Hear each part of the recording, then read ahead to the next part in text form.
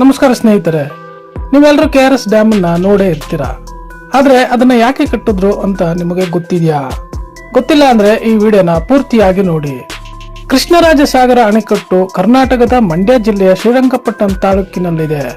ಇದನ್ನು ಕಾವೇರಿ ನದಿಗೆ ಅಡ್ಡಲಾಗಿ ನಿರ್ಮಿಸಲಾಗಿದೆ. ಈ ಅಣೆಕಟ್ಟು ಮೈಸೂರು ಸಂಸ್ಥಾನದ ಅಂದಿನ ಮಹಾರಾಜರಾದ ನಾಲ್ವಡಿ ಕೃಷ್ಣರಾಜ ಒಡೆಯರ್ ಅವರ ದೂರದೃಷ್ಟಿಯ ಫಲವಾಗಿದೆ. ಈ ಬೃಹತ್ ಯೋಜನೆಯ ಇಂದಿನ ಮುಖ್ಯ ವಿನ್ಯಾಸಕರು ಮತ್ತು ಇಂಜಿನಿಯರ್ ಸರ್ ಎಂ ವಿಶ್ವೇಶ್ವರಯ್ಯನವರು 1911ರಲ್ಲಿ ಈ ಅಣೆಕಟ್ಟಿನ ನಿರ್ಮಾಣ ಕಾರ್ಯ ಪ್ರಾರಂಭವಾಯಿತು. ಸುಮಾರು 10,000ಕ್ಕೂ ಹೆಚ್ಚು ಕಾರ್ಮಿಕರು ಇದರ ನಿರ್ಮಾಣದಲ್ಲಿ ತೊಡಗಿಸಿಕೊಂಡಿದ್ದರು. ಅಂದಿನ ಕಾಲಕ್ಕೆ ಅಣೆಕಟ್ಟು ನಿರ್ಮಿಸಲು ಸಾಕಷ್ಟು ಹಣದ ಕೊರತೆ ಎದುರಾಗಿತ್ತು. ಆಗ ಮಹಾರಾಜರು ತಮ್ಮ ಅರಮನೆಯ ಒಡವೆಗಳನ್ನು ಮಾರಿ ಹಣ ಸಂಗ್ರಹಿಸಿದ್ದರು ಎನ್ನಲಾಗುತ್ತದೆ. 1932ರಲ್ಲಿ ಈ ಅಣೆಕಟ್ಟಿನ ನಿರ್ಮಾಣ ಕಾರ್ಯ ಪೂರ್ಣಗೊಂಡಿತು. ಈ ಅಣೆಕಟ್ಟನ್ನು ಮುಖ್ಯವಾಗಿ ಕೃಷಿ ಉದ್ದೇಶಗಳಿಗಾಗಿ ನಿರ್ಮಿಸಲಾಯಿತು. ಮೈಸೂರು ಮತ್ತು ಮಂಡ್ಯ ಭಾಗದ ಒಣಭೂಮಿಗೆ ನೀರು ಉಣಿಸುವುದು ಇದರ ಗುರಿಯಾಗಿತ್ತು. ಮಂಡ್ಯ ಜಿಲ್ಲೆಯ ಕೃಷಿ ಕ್ರಾಂತಿಗೆ ಈ ಅಣೆಕಟ್ಟು ಅಡಿಪಾಯ ಹಾಕಿಕೊಟ್ಟಿತು. ಈ ಅಣೆಕಟ್ಟು ಬಂದ ನಂತರ ಮಂಡ್ಯದಲ್ಲಿ ಕಬ್ಬು ಮತ್ತು ಭತ್ತದ ಬೆಳೆ ಸಮೃದ್ಧವಾಗಿ ಬೆಳೆಯಿತು. ಇದರಿಂದ ಮಂಡ್ಯ ಜಿಲ್ಲೆಗೆ ಸಕ್ಕರೆ ನಾಡು ಎಂಬ ಹೆಸರು ಬಂದಿತು. ಕೇವಲ ಕೃಷಿಯಲ್ಲದೆ ಕುಡಿಯುವ ನೀರು ಪೂರೈಕೆ ಮಾಡುವುದು ಇದರ ಪ್ರಮುಖ ಉದ್ದೇಶ. ಬೆಂಗಳೂರು ನಗರಕ್ಕೆ ಇಂದಿಗೂ ಹೆಚ್ಚಿನ ಪ್ರಮಾಣದ ಕುಡಿಯುವ ನೀರು ಇಲ್ಲಿಂದಲೇ ಹೋಗುತ್ತದೆ. ಮೈಸೂರು ನಗರದ ಜನರಿಗೂ ಇದು ನೀರಿನ ಜೀವನಾಡಿಯಾಗಿದೆ. ಈ ಅಣೆಕಟ್ಟಿನ ನಿರ್ಮಾಣದಲ್ಲಿ ಒಂದು ವಿಶೇಷವಾದ ತಂತ್ರಜ್ಞಾನ ಬಳಸಲಾಗಿದೆ. ಆಗಿನ ಕಾಲದಲ್ಲಿ ಸಿಮೆಂಟ್ ಲಭ್ಯತೆ ಇಲ್ಲದ ಕಾರಣ ಸುರ್ಕಿಗಾರೆ ಬಳಸಲಾಗಿತ್ತು. ಸುರ್ಕಿಗಾರೆ ಎಂದರೆ ಸುಣ್ಣ, ಇಟ್ಟಿಗೆ ಪುಡಿ ಮತ್ತು ಬೆಲ್ಲದ ಮಿಶ್ರಣವಾಗಿದೆ. ಈ ನೈಸರ್ಗಿಕ ಮಿಶ್ರಣವು ಸಿಮೆಂಟ್ಗಿಂತಲೂ ಹೆಚ್ಚು ಕಾಲ ಬಾಳಿಕೆ ಬರುತ್ತದೆ ಎಂದು ಸಾಬೀತಾಗಿದೆ. ಈ ಅಣೆಕಟ್ಟು ಸುಮಾರು 124.8 ಅಡಿಗಳಷ್ಟು ಎತ್ತರವಿದೆ. ಅಣೆಕಟ್ಟಿನ ಉದ್ದ ಸುಮಾರು 8,650 ಅಡಿಗಳಷ್ಟಿದೆ. ಅಣೆಕಟ್ಟಿನಲ್ಲಿ ಒಟ್ಟು 171 ಗೇಟ್ಗಳಿವೆ. ಇದರಲ್ಲಿ ಸ್ವಯಂಚಾಲಿತ ಗೇಟ್ಗಳನ್ನು ಅಳವಡಿಸಲಾಗಿದೆ. ನೀರಿನ ಮಟ್ಟ ಹೆಚ್ಚಾದಾಗ ಈ ಗೇಟ್ಗಳು ತಾನಾಗಿಯೇ ತೆರೆದುಕೊಳ್ಳುತ್ತವೆ. ಇದು ಸರ್ ಎಂ ವಿಶ್ವೇಶ್ವರಯ್ಯನವರ ಅದ್ಭುತ ತಾಂತ್ರಿಕ ಆವಿಷ್ಕಾರಗಳಲ್ಲಿ ಒಂದು. ಈ ಅಣೆಕಟ್ಟು ಪ್ರವಾಹ ನಿಯಂತ್ರಣದಲ್ಲೂ ಪ್ರಮುಖ ಪಾತ್ರ ವಹಿಸುತ್ತದೆ.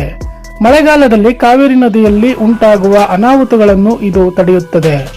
ಶಿವನಸಮುದ್ರ ಜಲವಿದ್ಯುತ್ ಯೋಜನೆಗೆ ಈ ಅಣೆಕಟ್ಟು ನೀರನ್ನು ನಿಯಂತ್ರಿಸುತ್ತದೆ. ಇದರಿಂದ ವಿದ್ಯುತ್ ಉತ್ಪಾದನೆಯು ವರ್ಷಪೂರ್ತಿ ಸುಲಲಿತವಾಗಿ ನಡೆಯಲು ಸಾಧ್ಯವಾಯಿತು. ಏಷ್ಯಾದಲ್ಲ ಮೊದಲ ಬಾರಿಗೆ ಜಲವಿದ್ಯುತ್ ಉತ್ಪಾದನೆಗೆ ಈ ಯೋಜನೆ ಸಾಕ್ಷಿಯಾಯಿತು.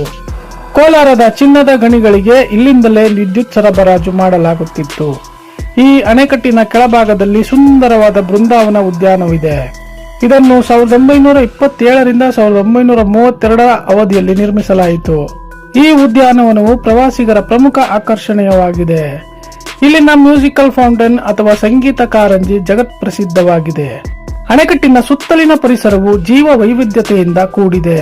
ಸಾವಿರಾರು ಪಕ್ಷಿಗಳು ಮತ್ತು ಪ್ರಾಣಿಗಳು ಈ ಜಲಾಶಯವನ್ನು ಅವಲಂಬಿಸಿವೆ.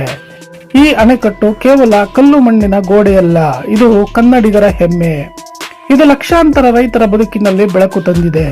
ಬರಗಾಲದಿಂದ ಕಂಗಾಲಾಗಿದ್ದ ಮೈಸೂರು ಪ್ರಾಂತ್ಯಕ್ಕೆ ಇದು ವರದಾನವಾಯಿತು. ಅಣೆಕಟ್ಟಿನ ನಿರ್ಮಾಣಕ್ಕೆ ಸರಿಸುಮಾರು 10.34 ಕೋಟಿ ರೂಪಾಯಿ ವೆಚ್ಚವಾಗಿತ್ತು.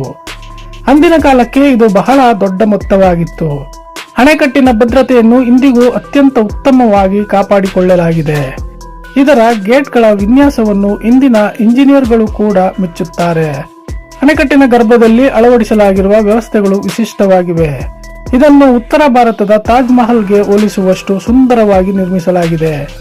ಅಣೆಕಟ್ಟಿನ ಮೇಲ್ಭಾಗದಲ್ಲಿ ನಡೆದುಕೊಂಡು ಹೋಗಲು ರಸ್ತೆ ಸೌಲಭ್ಯವಿದೆ.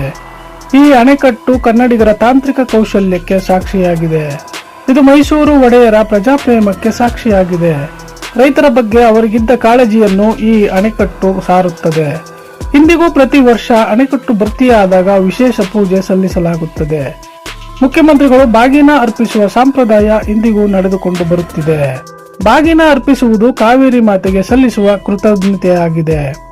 KRS ಅಣೆಕಟ್ಟು ಇಲ್ಲದಿದ್ದರೆ ದಕ್ಷಿಣ ಕರ್ನಾಟಕದ ಚಿತ್ರಣವೇ ಬೇರೆಯಾಗುತ್ತಿತ್ತು.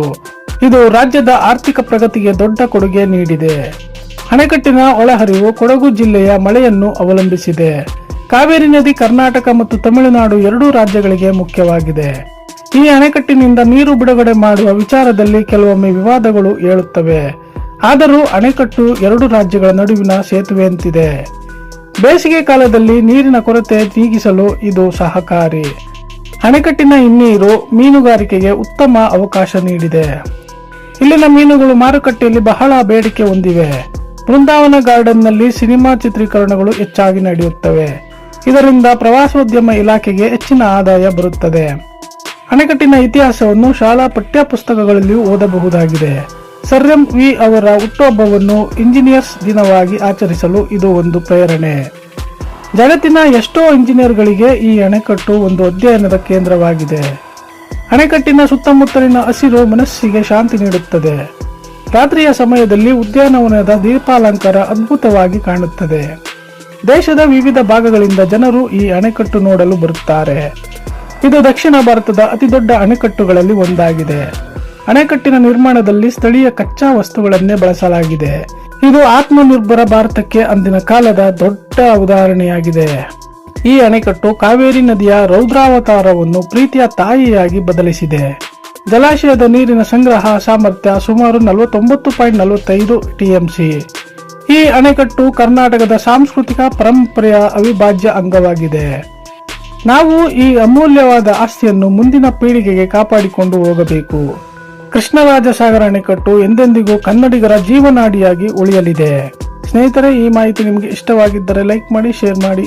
ಏನಾದರೂ ಅನಿಸಿಕೆಗಳಿದ್ರೆ ಕಮೆಂಟ್ ಮಾಡಿ. ನಮ್ಮ ಚಾನೆಲ್ನ ಸಬ್ಸ್ಕ್ರೈಬ್ ಮಾಡೋದನ್ನ ಮರೆಯಬೇಡಿ ಅಂತ ಹೇಳ್ತಾ ಈ ವಿಡಿಯೋನ ಮುಗಿಸ್ತಾ ಇದ್ದೀವಿ. ಧನ್ಯವಾದಗಳು.